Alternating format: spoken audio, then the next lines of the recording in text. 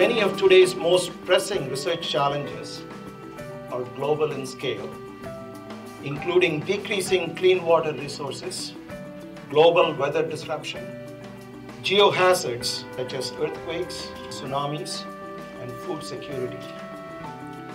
These complex problems cannot be addressed effectively without concerted international effort.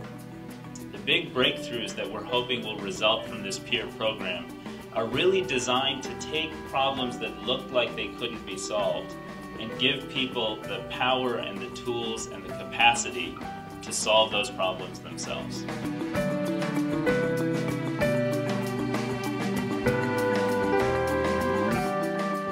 USAID works in 80 or 90 countries around the world where we have bilateral missions. When we need scientists or engineers to give us input to our program designs or to our strategic planning, we go to US scientists and US researchers to give us that input. It would be far, far better if we could find those kinds of resources in the developing countries in which we're working. Peer is helping us create that kind of capacity in these countries. The peer program, Partnerships for Enhanced Engagement and Research, stemmed from a desire from the U.S. research community to identify ways that their developing country partners could be supported in these collaborative activities. It's a new way to do development. And the idea is to fund developing country scientists that want to partner with NSF-funded grantees to do research that benefits development in their countries of origin. There were a lot of unknowns about the program.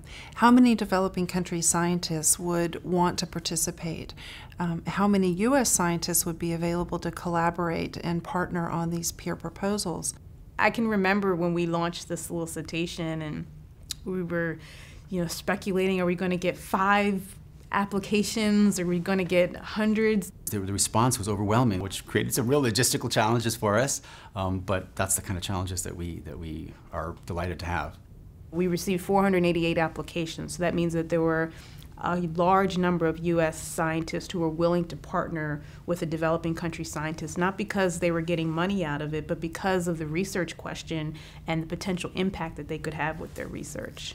I've had many phone calls from US scientists who said, we've been waiting for a program like this one. We're filling a need that has been existing for a long time. Scientists are driven by the research questions. They're curious, and their inquisitive nature wants them to learn more. They want to make sure they're doing the best research possible and that they're answering the questions as best as possible. I mean, that's just the nature of a scientist. To developing country scientists, the main benefit will be to have access to resources that were not there ever before. Even if you have been trained in the United States or in Europe, and you can be an exceptional scientist, but sometimes just finding that partner will make a huge difference in your ability to carry out research. There are many resources that US scientists cannot access. Those are local resources, it's local knowledge. It's access to communities that only someone who lives there and who knows the reality of the country can access. It's been shown here in the U.S. how science and technology has really advanced our society and has led to economic growth. So by building the research capacity and the research community in these countries, we're hoping it would do the same. The importance of the peer program is that it counters that brain drain where scientists have to basically relocate in order to be visible at the international arena. At the end of the day, what the peer program provides us is better science and better development outcomes. I think we also really would like to see collaborations between the 2 developing country scientists. So the regional collaborations is something we really hope comes out of peer. This peer program increases the number of people doing science. I think it increases the quality of the science that is done.